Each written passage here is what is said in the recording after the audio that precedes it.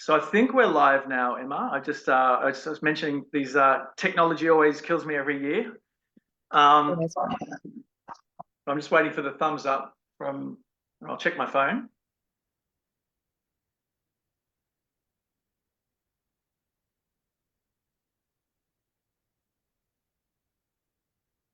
Yeah, it looks like we're live. Um, get G'day everyone. Ryan Alexander here from No Meat May. I'm here today on the No Meat May couch, and very lucky to be joined with the brilliant Emma Strutt from the Lentil Intervention, who's going to talk us through day two of No Meat May. It's our biggest and best No Meat May yet, with 76,000 people signed up, which is epic, from all around the world. And so welcome everybody. And we want to make sure when you're taking on this challenge, you want to make sure that you're doing it right. So say if you're going to do it right. So day two is a really good time to talk nutrition and learn about how to thrive with plant-rich eating. So there's yeah, I think Emma sums it up beautifully, which is why we've got Emma back here again to talk to us today. So please feel free to throw your questions in the comments, and Laura's moderating those questions. And if we don't answer them all straight away, we'll come back to you and answer them. But just before I introduce Emma, I wanted to acknowledge I'm on the land of the Gadigal people from the Eora Nation, also known as Sydney in Australia, and just pay my respects to the elders past and present. And yeah, just acknowledge it. You know, it's a amazing country that has our First Nations people have lived here in harmony for 60,000 years without, destroying the environment, and not having any factory farming and not creating catastrophic climate change. So something I always just like to acknowledge. Now to Emma, welcome. Hello. So I will just try and share my screen here. Okay, can we see that? We can, coming through nice and clear. Excellent. All right. So good afternoon, everyone. Big hello, and a huge thank you for signing up for No Meat May this year and tuning in to learn a bit about how you can adhere to a plant-rich eating pattern safely and feel fantastic while you're doing so. Now, I know some of you on the line are already going to be total pros at eating a plant-rich lifestyle, but for others, this might actually be a pretty big step outside of the norm. And if that's you, I'm sure you've got plenty of questions. So today I'm hoping to answer some of those. And I'd like to show you that this way of eating can be healthy, it can be easy, but as with any eating pattern, whether it be plant-based or not, a little bit of nutrition know-how goes a long way. And we want you feeling really great this month and well into the future if you decide to continue eating this way. So I'm here to give you a bit of an overview. Before I get started though, I would like just to take a moment and begin by acknowledging the Darumbal people, the traditional custodians of the land on which I talk to you from today here in central Queensland. So quick intro to me, if you haven't seen me around the traps before, my name's Emma. I'm an accredited practicing dietitian and a fellow of the Australasian Society of Lifestyle Medicine.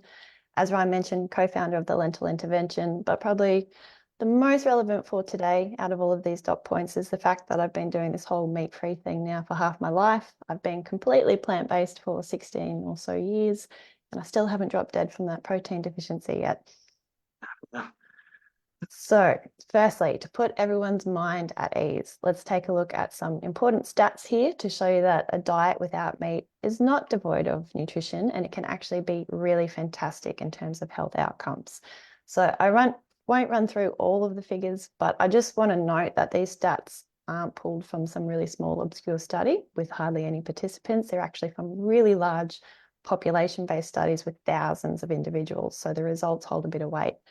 And when we compare vegans and vegetarians to omnivorous diets, you can see that the plant-based eaters have a 32% reduced risk of heart disease. The risk of hypertension or high blood pressure is decreased by 75%, and a 62% lower risk of type 2 diabetes can be seen in the plant-based eaters when compared to the omnivores. In fact, the 2019 Eat Lancet report estimated that 11 million premature adult deaths could actually be prevented each year if we made the switch to healthy plant-rich eating patterns. That's massive. Just back there, the diabetes number was quite surprising to me. 62%. Yeah, so 62% reduced risk. And, you know, it's also very helpful for diverticular disease, other kind of autoimmune conditions of the gut as well, like IBD, very beneficial. Like the list just keeps going on and on and on. Yeah.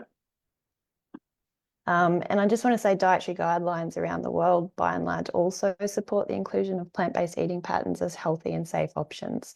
So I'm based in Australia, so we'll have a look at the Aussie guidelines as an example. They're well overdue for an update, and that's currently in the works. But going off what we've got now, the guidelines state that appropriately planned vegetarian diets, including vegan diets, are healthy and nutritionally adequate. And their plate model includes plant-based choices in each food group. Yeah.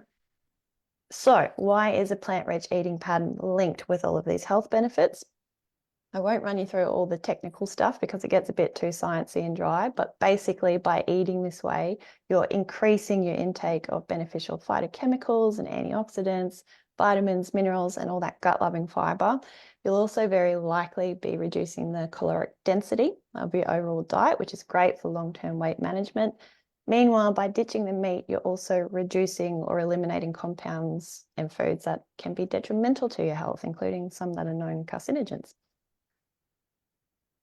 And it's really important to remember that we eat food, not individual nutrients. So food is always going to be a package deal. So yeah, your meat might come with protein and iron and zinc, but it also comes wrapped up with compounds that can be detrimental to your health too. So things like saturated fats, trans fats, and cholesterol, all of which have been linked with heart disease, chemical contaminants like heavy metals, not to mention the nitrates and the nitrosamines in certain meat products that are known to cause bowel cancer. So you can still get your iron, your zinc, your protein, etc. from plants, but now they'll come hand in hand with the beneficial compounds that promote health. Yeah. And I think this might be coming up on a slide you've got coming up, but one of the things I love about this is when you want to replace your meat with plant protein, it's often you're getting that plant protein, but you're getting the zinc and you're getting the iron and you're often getting calcium. You're often getting those things that if you let's just say it's a package deal. You're not just getting things in isolation. Absolutely, 100%. And it's so important to think of food that way. All right, so as it's No Meat May, let's look specifically at meat. So in 2015, the International Agency for Research on Cancer completed a thorough review of the literature on meat, processed meat, and cancer risk. The working group actually evaluated over 800 studies, so it was a really sizable analysis. After reviewing the literature, they ended up classifying red meat as a group 2A carcinogen, meaning it probably causes cancer.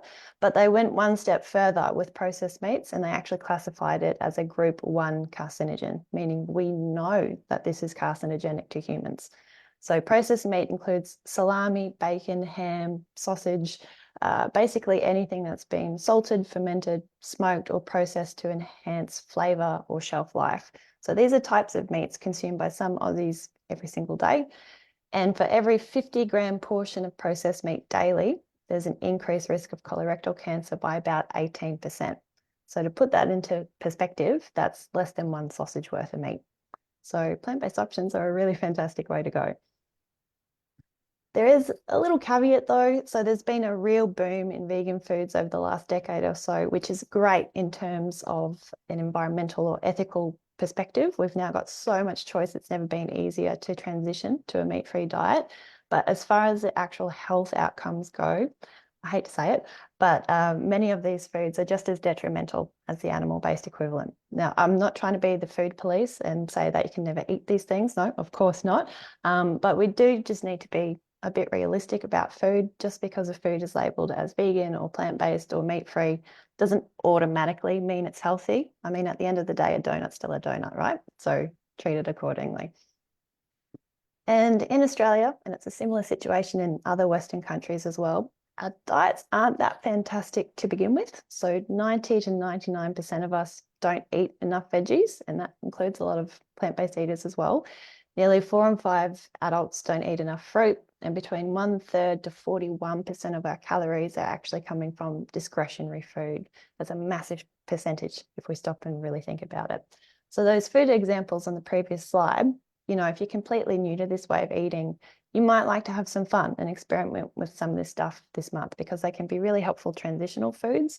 but just be realistic about it and acknowledge that they're not nutritionally equivalent as things like your beans and your veggies and your fresh fruit. Yeah. And Emma, just a quick question in terms of plant-based meats, which is, I think probably sits somewhere in between. I mean, it probably depends on which product because there's a huge range of them, but uh, they're not as bad as the sugary processed with all the refined carbs, etc. But they're also not things that we should be eating every day. Is that fair to say? Like they're sort of a sometimes food that we should be building in for convenience. Like a plant-based sausage, for instance, is a processed food that it's not carcinogenic like a meat-based sausage. Exactly. Yeah. So they've done studies kind of comparing the equivalents. So like the plant-based bacon compared to real bacon, plant-based sausage compared to real sausage, etc. The plant-based ones are better for you in terms of health outcomes, but they still are discretionary food. So just yeah, they're sometimes foods basically. They shouldn't be a mainstay in your diet. Yep, cool. So this kind of leads into this slide. So when it comes to food, both the plant-based eaters and the omnivores tuning in today should just start asking two really simple questions. Number one, is it from a plant? And for this month, I'm hoping that's going to be a big yes for most of you. But number two, how processed is it? So not all processing is necessarily bad, but this is an easy rule of thumb to follow for the majority of the time. We want to be eating food pretty close to how nature intended it. Okay, so I'm going to run you through what I call my little plant-based high five now. This is, of course, generalized advice. So if you have a specific health concern, please see a doctor or a dietitian as your needs might be a little bit different. But for most people, eating this way is going to set you up really nicely to ensure that you're covering most of your nutritional requirements.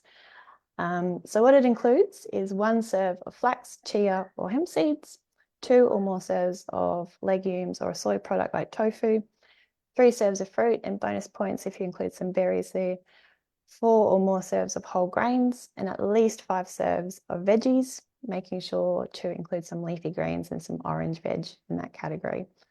And I'd mentioned before, Emma, this is my favorite slide. Not to take away from all the other amazing information that you're sharing with us today, but I just think I cannot undersell or I guess, praise how helpful this slide has been for me. Because I just think it's so simple. You're sort of going through your eating. You're like, hang on a second, I haven't had my 3 fruit today, so then I'll grab some berries or grab an orange. Or hang on, I haven't had my whole grains. So where I've had some oats and I had a couple of pieces of toast, some wholemeal toast. I don't know. You don't want to get too obsessive about it, but I just find this is a really nice anchor to come back to every day and say, shit, I haven't had my protein. I've got to get some legumes in or some beans in, some tofu. But you're not calorie counting. You're not, I don't think you have to obsess over this, but I just find this slide a really simple way to build your eating around, I guess. Yeah. So I'll shut up now, but I just love it. Oh, well, thank you. I'm blushing over here. But you're right. Like this is kind of a really simple takeaway. We'll be running through things in more detail in the talk today. But at the end of the day, we can make it as simple as this, basically, and you'll be doing everything you need to be doing. So, yeah, this is kind of what boils down to the very basics. Very quickly, though, in addition to that little high five worth of your food groups, if you intend on sticking with this meat-free dietary change long term, and you want to ditch most or all of your animal products, you also want to make sure that you'll include vitamin B12 supplement, but I'll talk more on that later. So firstly, why flax, chia, or hemp? Well, to explain this, I need to talk to you briefly about omega-3 fat. So I apologize in advance for the quick chemistry lesson here. I hope this doesn't get too confusing. So omega-3 fatty acids are considered anti-inflammatory. They're also important for the health of your heart, for maintaining iron, brain health, and they're also involved in cell membrane structure. Now, there's 3 types of omega-3s I'd like you to be aware of. There's ALA, EPA, and DHA. So ALA is the shorter chain fatty acid, and this is the type that we consume in plant foods. So in things like your flax, your chia, your hemp, your walnuts, your leafy greens. And it's considered essential, meaning we have to eat it. EPA and DHA are longer chain fatty acids. You don't really find these in plant foods apart from in algae and purslane, which aren't common in our food supply. They are technically considered non-essential because our bodies can actually convert ALA into EPA and then EPA into DHA. But those conversion rates can vary a lot depending on things like our age, our sex, other dietary factors. So for example, your saturated fats, your trans fats, even omega-6 fats can actually reduce that conversion rate.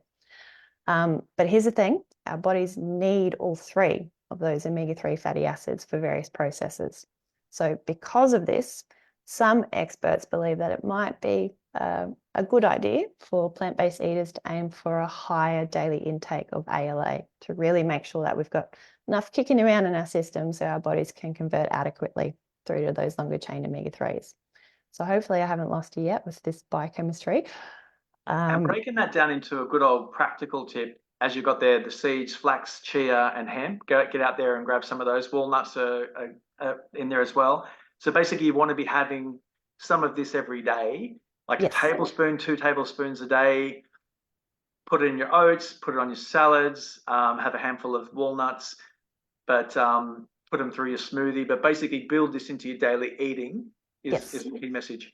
Yep, absolutely, 100% correct. Because most of our foods day to day, especially the more discretionary foods, they actually have way more omega-6s than omega-3s. So as I said, omega-3 isn't really in high amounts in a lot of foods.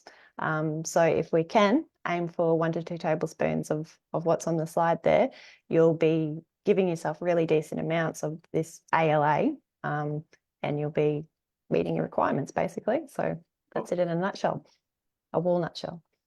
Yeah. So next up is 2 or more serves of a soy product or legumes. Okay, so unfortunately, legumes have had a bad rap over the last few years, thanks to books like The Plant Paradox or dietary patterns like keto and paleo. But I'm just wanting to shut that down right now and put your mind at ease. So legumes are extremely healthy, very valuable part of the diet. And for this month, you can basically view them as your meat replacers. So they're environmentally sustainable protein sources. They're much less resource intensive than meat. They're low in calories. They're really high in fiber. They also have wonderful prebiotic fibers too. So it's great for gut health. They provide you with decent protein, iron and zinc. And they help with disease mitigation. So with all the good stuff that's packed into them, it's little wonder why, but they've been shown to decrease risk of type 2 diabetes, cardiovascular disease, and a recent systematic review even found that just 1 serve of legumes per day was associated with a 21% lower risk of colorectal cancer. So really good stuff to include. And they're actually linked with longevity. So this study found that legumes were the most important dietary predictor of a long life.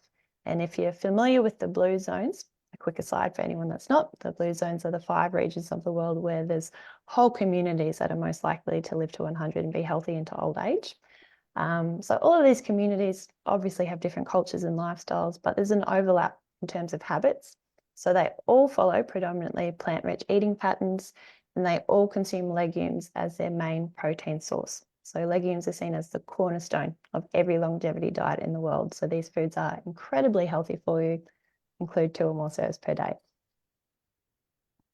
And with those people, when people say, when they kick off with No Meat May and they start incorporating these foods, they say, it can be gassy, they can get bloating, or some people just straight out say, I can't eat that. I can't eat beans. Like they rule it out.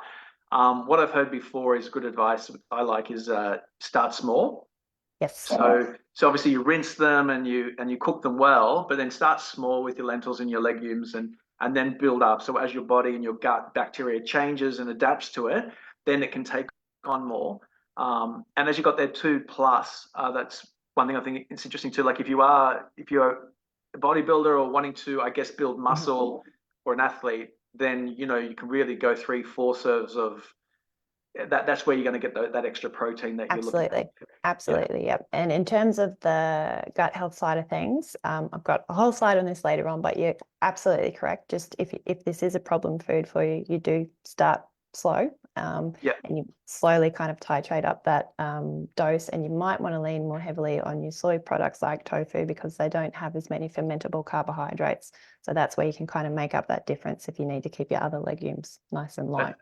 That's great. And one more question on that. When you get there's so many more products I'm noticing made of these, all the flours, chickpea flour, which has been around forever. but lentil flour and pastas that are made from these, are they also, if you like, a better option for people when they're starting out because they are? I mean, I don't know. I'm just curious. They can be, because they'll, at the end of the day, they'll end up being kind of more processed and more cooked. So that can be a easier kind of way to ease into that. But if Yeah, you have a FODMAP sensitivity, that's not going to reduce the FODMAP load too much. So it will be a bit of detective work, and it's yeah, different for okay, each yeah, individual. Okay, so next up, we've got 3 serves of fruit. So fruit's absolutely delicious and our taste buds love it, but there are a few things to address here because it seems that more and more people are shying away from this food group, and not for good reason. So number one, fruit will not make you fat. Studies consistently link fruit consumption to a lower body weight. Why is that? Because fruit is a high water content option. It's also got fiber in it, meaning it's low calorie density. It's got antioxidants as well, so it's completely different to sitting down to a bowl of Fruit Loops or having a handful of lollies. Number two, if you have diabetes or you're worried about developing diabetes, you don't actually need to avoid fruit.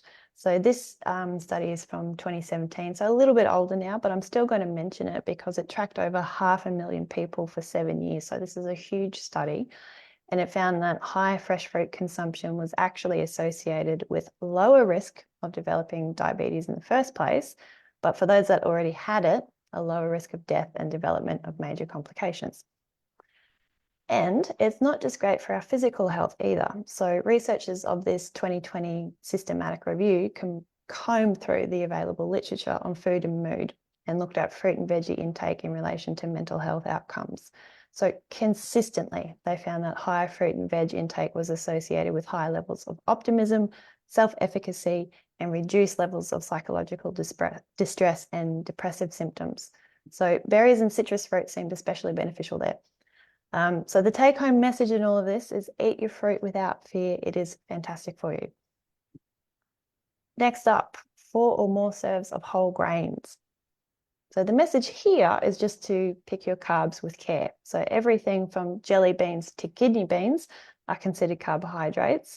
And while it's true that the more refined carbs aren't all that great for health if eaten frequently, the exact opposite is true for whole grains. So when you refine a grain, you remove most of the fiber and the beneficial nutrients, and you're typically left with a quick digesting starch. So your whole grains, though, are a completely different story because they're going to provide you with B vitamins, vitamin E, different minerals and phytonutrients, as well as a nice amount of fiber to slow that starch digestion down. So this study was a big systematic review published in 2016. It found that whole grain consumption was associated with reduced risk of death, reduced cardiovascular disease, diabetes, total cancers, even respiratory issues. And we've got a whole bunch of more recent studies and systematic reviews consistently backing these types of results up. So it's really important to include these in your diet. It's not something to be scared of because of the carbohydrate content. If you can, try and choose more intact whole grains more often than not. So things like brown rice or barley, freekeh, buckwheat, quinoa, that kind of thing. But when you're going for something slightly more processed, like your breads or your wraps or your crackers, try and keep that carb to fiber ratio at 5:1 or less. So what I mean by that is for every 5 grams of carbohydrates, there should be at least 1 gram of fiber. So start checking those labels. All right, lastly, we've got veggies. So veggies give you a fantastic nutritional bang for your buck. This is what should be the stars of your plate, not the meat. So leafy greens and cruciferous veggies are especially really good sources of things like iron and calcium and antioxidants. They also come packed with compounds that are really great for cardiovascular health as well. So make sure you include some of those. But to really optimize our eating patterns, we want to think color and variety. It's very cliche, but we do want to try and eat a rainbow every day because the pigments in food that give them their bright, beautiful colors, they provide us with beneficial compounds, and the benefits are all slightly different depending on the color. So I like to recommend trying to get at least 3 different colored veg on your plate at a meal if you can. And so if you're going for that good variety and at least 5 serves of veggies per day, it's going to be fantastic for your health. And the more we learn about the gut microbiome, the more important dietary diversity appears to be. So the American Gut Microbiome Study was one of the largest studies of its kind to date. It collected stool from over 10,000 people around the world, including Australia, and it investigated the relationship between health, diet, and lifestyle. And they found that participants who ate 30 or more different types of plant foods per week had a more diverse microbiome. So why is that important? Well, a greater microbiome diversity has been shown to reduce the risk of conditions like obesity, type 2 diabetes, and age-related diseases like Alzheimer's. So it can actually be a useful little activity to take stock of how many plant foods you're eating per week, tally up that number, and see how you progress. So you might like to do that in the first week of No Meat May and then compare your results to your final week. And you can use a template like this on the slide here to keep track of your progress if you're interested.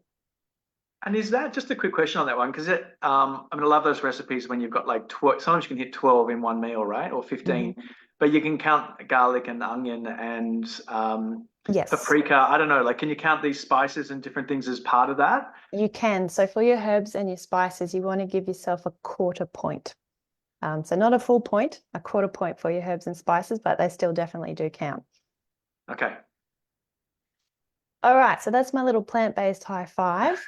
So eat this way and you'll be kicking some nutritional goals. Now I'll cover some really common questions I get asked about different macro and micronutrients. And as I'm sure you can all guess, the most common question is always about protein, whether you can get enough without eating meat. So let's talk shop on plant-based protein. So the shocking news is that all plants have protein. Even that banana you had for morning tea, it's going to have some protein in it. Now, of course, your legumes and your soy products have the edge in terms of amount per average serve, but options like your grains, your potatoes, your non-starchy veg, even your leafy greens are going to provide you with some protein. So for reference, one egg contains about 5.5 grams of protein. A 100-gram uncooked steak or chicken breast gives you somewhere between 20 to 22 grams. So it's comparable to some of the options here on the slide. But if we actually take a step back and look at what protein is, that's an umbrella term for 20 common amino acids.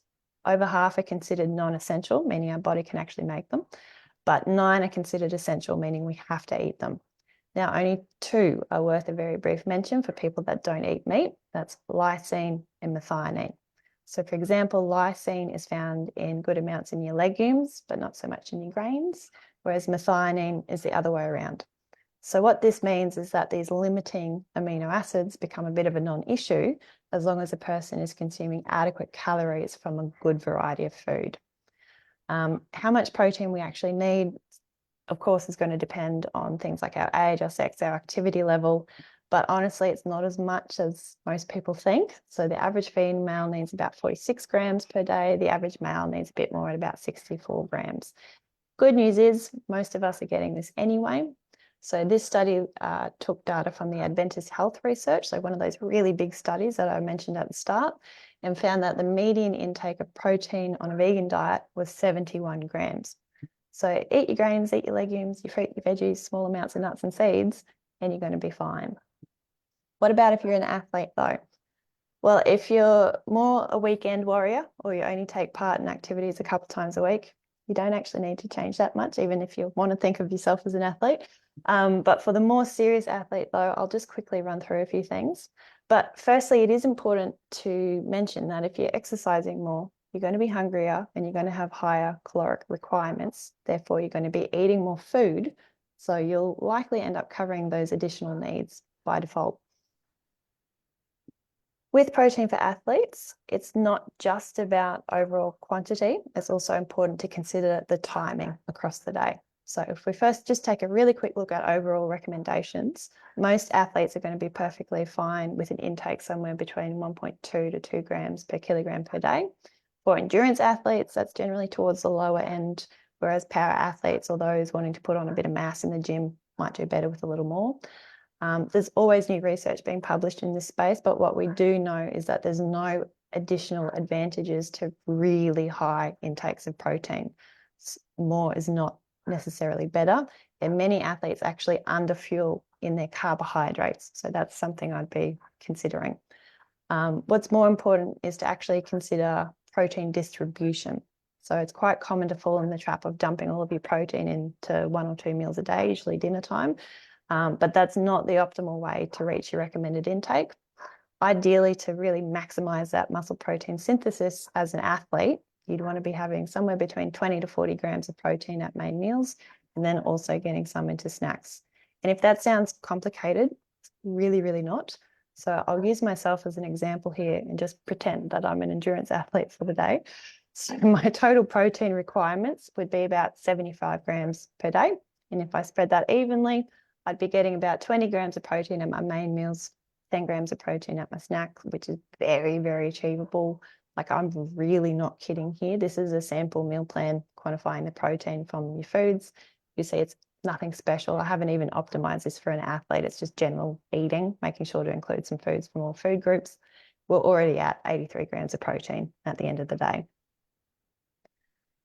And when you're saying, and again, when you came back to that plant-based high five, again, just to bring it back to that, but when you're getting those 4+ serves of whole grains, which have got a lot of those amino acids, and you're getting your 2+ serves of legumes, and then you're getting your seeds as well. If you build some nuts into that, nut butter on whole grain toast, for instance, and you're getting good hits of protein throughout your day. And absolutely, yeah, it's really not something. I mean, be protein aware if you're going to take out all animal products, but you don't have to obsess about it. It's so easy to reach your requirements. But like, I do understand if you've got some really serious goals in the gym, you might be a little bit hesitant to switch to plants. So I'll point out this study. This is the 2021 paper that assessed high protein plant-based diets versus protein matched omnivorous diets in regards to resistance training adaptations. They found no difference between the two groups. So it's suggesting that protein source doesn't affect training adaptations and the ability to build muscle. It's just about making sure you're getting enough. Another interesting point occurred to me when I'm doing the challenge and doing some of the comms is, soy. Everyone talks about soy and as issues with deforestation, and people then can learn 80% of the soy that we're growing is used as animal feed and also oil or fuel, but it's used predominantly as an animal food to fatten up and to grow 80 billion animals in a very quick period of time. So if one of their primary sources is soy meal, we're animals. That's a great source for us, obviously, as well. So just absolutely, just an interesting, interesting kind of thought I had recently. Plus, you're stealing my slides, Ryan. I'm about to talk about this. Oh, okay. So as we just said, you can't move on from this protein issue without addressing soy, because this is a much maligned food group and there's a lot of misinformation about soy floating around on the internet. So let's just quickly unpack some of those myths that refuse to go away. Firstly, I'm sure you've all heard that soy has feminizing effects on men.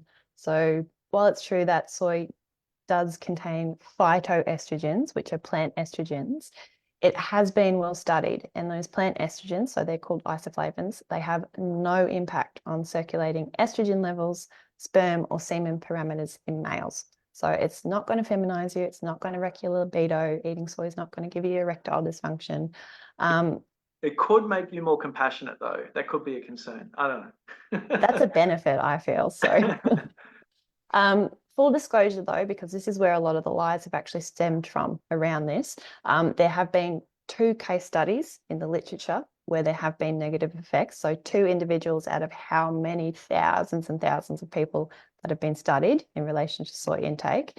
And can I make clear that these 2 men were consuming huge amounts of soy products? So one man developed gynecomastia, but he was drinking about 3 litres of soy milk per day, which is far more than anyone would ever recommend. It's not a balanced diet. And if we consider that the men and women in 2 of the 5 blue zones consume between 1 to 3 serves of soy per day, moderate logical amounts of soy, it's a health promoting food in both males and females. There's also a concern regarding soy and genetic modification. I'm not going to debate the pros and cons of GM food in this talk. That's definitely a topic for another day. But if that does concern you and you want to avoid genetically modified foods, here's what you need to know. There's different rules in different countries. So again, I can only speak to what I know here in Australia, but here in Oz, there is no locally grown genetically modified soy in our food supply. However, in places like the US, GM food is allowed, so imported GM soy can actually end up here in Australia as part of your more processed foods like your Vickies and your pastries and your mayonnaise. And it's not always going to be listed as GM on the label. So to avoid this, you either want to buy Australian grown, or if you're unsure about the origin, try and buy organic, and that's going to rule out the possibility of GM. Next to soy and cancer.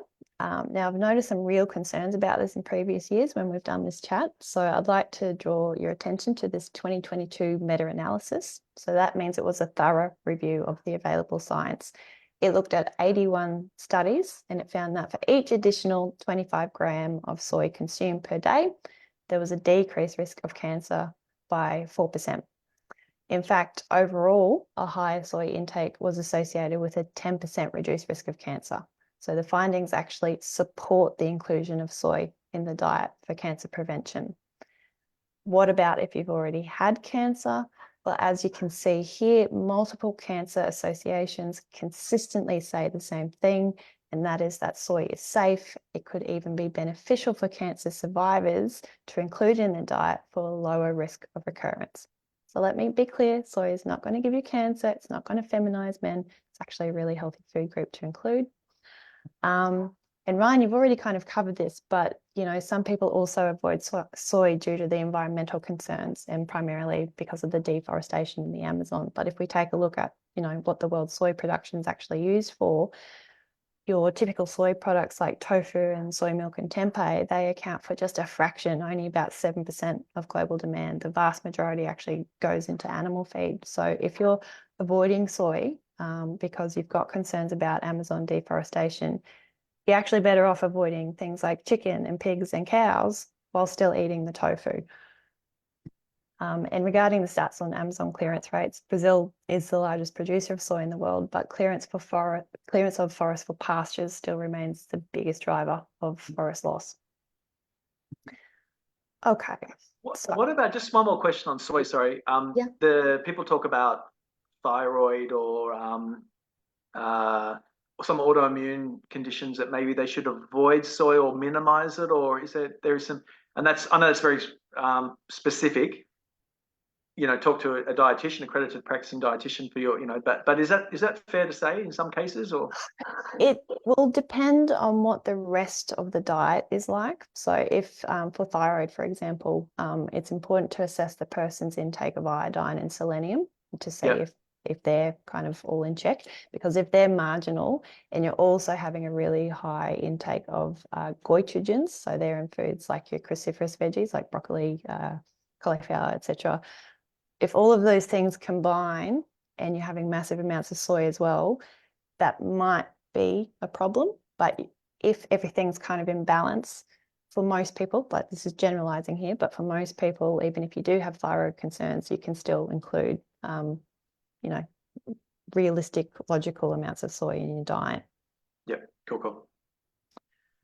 All right, so the next few questions I commonly get asked about, usually around micronutrients. For the sake of time, I'm just going to cover a couple, but if you want a copy of this infographic, you can download it from the Lentil Intervention website to keep on hand, but I'm sure No Meat May is going to have you covered with some fantastic resources. Firstly, vitamin B12. Vitamin B12 is really important for nerve and cellular function. It plays a role in the metabolism of fats and carbohydrates as well, so it's really crucial for good health. It's important to pay attention to your B12 intake, because if deficiency goes on for too long, the health problems can actually become irreversible. Now, I don't have blood test results for everyone tuning in today, so I can't say this with 100% certainty, but if you're just doing No Meat May for the month, a B12 deficiency is very likely not something you need to worry about. But for the longer term plant munchers, please take this one seriously. B12 is a little unique in the vitamin world in that it's actually produced by bacteria, so it's not produced by plants. Now, there have been some papers published that show certain amounts of fermented plant foods may contain really small amounts of B12, but they're usually really low or they're in varying amounts, so these foods cannot be considered reliable sources. Additionally, some forms of B12 are actually inactive in humans, so these foods might actually be providing the inactive analog. Therefore, if you are a strict plant-based eater without any animal products, you need to take a supplement or have multiple or frequent intake of fortified foods, preferably the supplement because that's just more reliable. So you cannot just rely on things like fermented food or dirt on your homegrown veggies, even if they're organic. No, you need to make sure you're getting it through a reliable source. Even if you're not strictly vegan, so if you're a vegetarian, for example, or if you only consume meat occasionally, you still might need to consider a supplement. It's not uncommon for a lacto-ovo vegetarian to be B12 deficient. So just have this one on your radar. We really do. Oh, sorry. Oh, no, you're good. I think that's on the slide. I was going to ask about those reliable sources of B12 in food. Yeah. Okay. So for the strict plant-based eater, I would recommend a supplement. You don't need to take that much. Depending on what kind of dose you want to take, you can either take something every day or, a couple of times a week. But this is the only non-negotiable supplement for a vegan. If you're using fortified foods, I want you to rely on at least 3 different sources because it can degrade over time and it can degrade in the light. So I hope you're picking up that I would strongly suggest a supplement. And also the nice, cheap, shelf-stable cyanocobalamin form is the one that's been the most researched. So that's the one that I would recommend for the majority of people. You don't need to go out and buy the really expensive forms of the vitamin. One of the best forms is the spray under the tongue. Is that right? The sublingual spray? Yeah. So Good one? sublingual or chewable, they tend to be absorbed slightly better than the other forms. But at the end of the day, if you're taking between 75 to 100 micrograms, which is what is usually in those smaller dose supplements, it doesn't really matter because you're going to be absorbing enough. And some of the fortified foods, I realized recently, some plant-based milks will have B12. Many don't.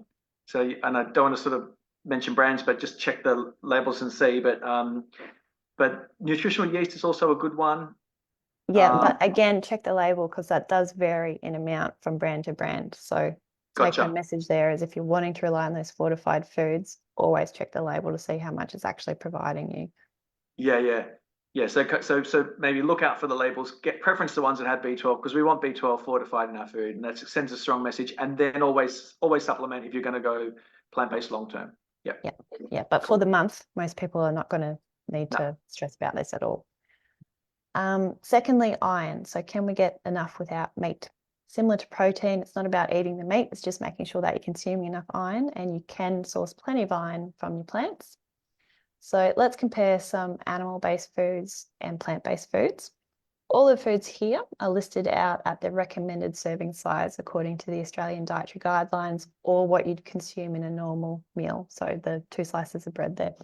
As you can see, the plant-based options actually have more iron, but there is a caveat to that in terms of absorption, and we'll discuss that in just a tick. But for your iron-rich foods, you want to think your protein-rich foods. So your legumes and grains are going to be the stars of the show, but your nuts, your seeds, your leafy greens, they're all good options as well. Now, plant-based diets in Western countries generally contain as much, if not more, iron than meat-containing diets, but the absorption rates can vary a lot. So typically you only absorb between 2 to 20% of iron in your plant foods, while a 15 to 35% absorption rate can be expected from your animal foods. It's not necessarily a good thing. I mean, there are certain health conditions associated with, regular heme iron intake, so more is not always better.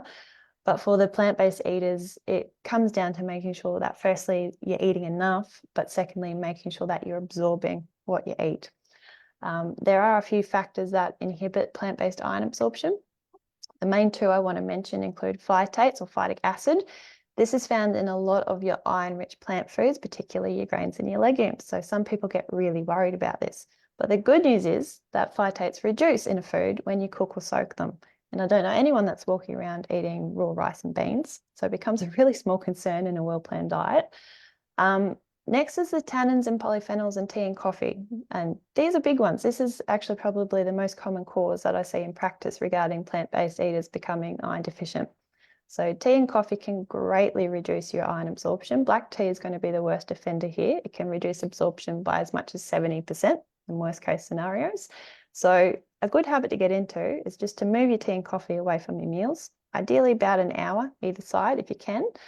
And just to note, it's not the caffeine, it's the actual polyphenols. So switching to a decaf option's not really going to make much of a difference there. But absorption enhancers are really, really important considerations for plant-based eaters. So they include vitamin C rich foods, so things like your citrus, your strawberries, kiwi fruit, broccoli, red capsicum.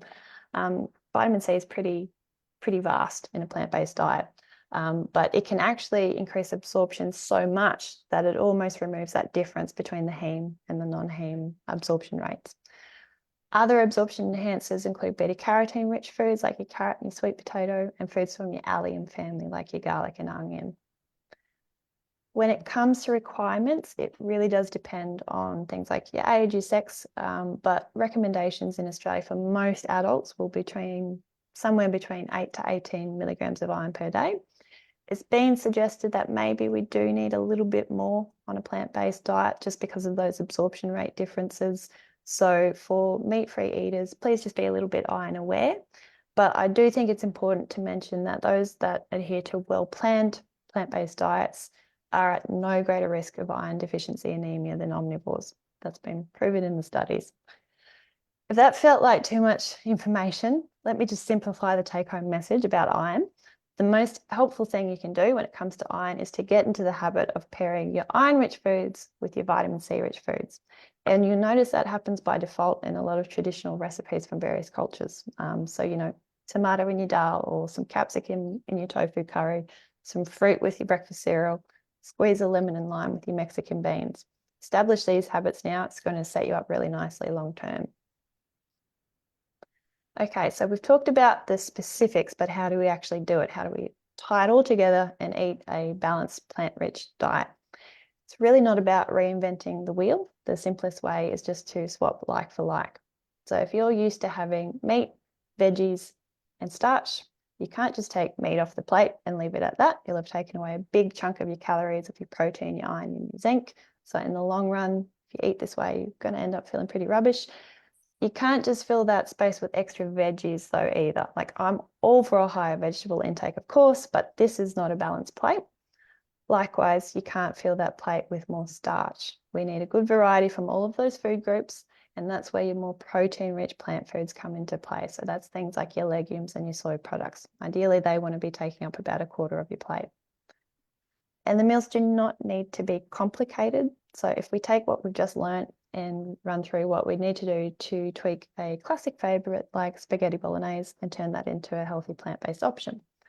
First, we'll start with the meat. So obviously that's got to go this month, but it's a pretty easy swap. You could sub in some brown lentils and you'll have comparable protein, iron and zinc. Or if you're after that really kind of mincy texture, you want a bit more protein, you could utilize something called TVP. So that's textured vegetarian protein that's made from soy. It's a little bit more processed though, so it's about personal preference in terms of how closely you want to adhere to a whole foods diet, but you've got really good equivalent options. Next, the sauce. If you're making your own, fantastic, but if you're buying bottled sauce, check the ingredients list, but more often than not, you can use the exact same thing. To make it more nutritionally sound though, you don't just want to stick with that lentil and sauce combo. You want to sneak in some extra veggies. So the more color, the better, but at least make sure that you're getting in some leafy greens and then some vitamin C rich options to enhance the iron absorption. And then lastly, your pasta. If you're buying fresh pasta or if you're making it fresh, you need to be careful about egg if you're wanting to go completely plant-based. But if you're getting it off the shelf, again, check the labels, but generally you can use the exact same thing. If you want to bump up that nutrition though, and I would recommend that you do, swap it to something like a whole grain pasta option rather than the white, or consider a pulse pasta for added protein and fiber. So as you can see, these are really not hard swaps. It's just a few little tweaks and you're done. So if we put that all into practice, a typical day might look something like this. So brekkie, you might have a big bowl of oats with some flax and some berries and a fortified plant milk if you're avoiding dairy. Morning tea, you can have a piece of fruit and a handful of nuts. Lunch, tofu and veggie stir fry with some brown rice or some quinoa or some soba noodles. Afternoon tea, you could have some veggie sticks and hummus. And then for dinner, a nice big roast potato with some lentil bolognese sauce and side salad or some steamed veg. And then if you're still hungry and you want a bit of dessert, you could try a banana or mango ice cream. and use a plate guide to help you with your portions at main meals. And as you can see, it's all really easy stuff. The meals can be as basic or as fancy as you want them to be, and they don't have to be expensive either if you opt for simple meals like this. Eating this way, you're going to meet all of your recommended nutrient requirements.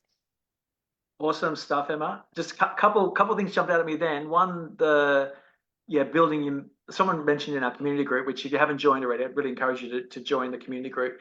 But they're a long-term vegetarian. They've talked about how they build their meals around that protein. So get that protein first and then build around it, which I thought that's really good because that way you're making sure you actually are replacing that meat, swapping it in. So with your legumes and your tofu, etc. And the other one that jumped out at me too is just in terms of the volume of food you eat. I've heard it said before that, when you do switch to whole food, plant-based, not the processed stuff, you actually could and often should be eating a greater volume of food Yes. because it's less calorie dense, uh, obviously more nutritionally rich, but also got less calories in it. Is that a fair thing and something people should be mindful of? Definitely. Yeah. So if you are wanting to go to that whole food, plant-based end of the spectrum, the volume at your food, at your meals, that will need to increase because you're right, it's very, very kind of calorie dilute compared to a standard Western diet. Yeah, so for greedy people like me, you can eat more and you're not necessarily going to put on weight. It's just more because it's got all that fiber and all that good stuff in it that, as you said, feeds the gut bacteria.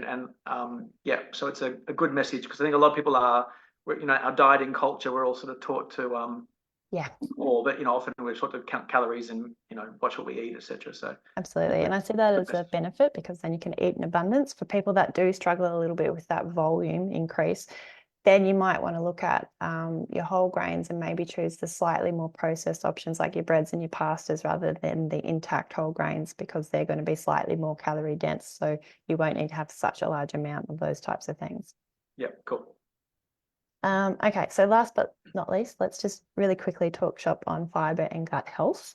A healthy plant-rich diet is a high fiber diet. So this can be a legitimate concern for people if you've never eaten these types of foods before. It could take a little bit of time to get used to as your microbiome adjusts to these new food sources.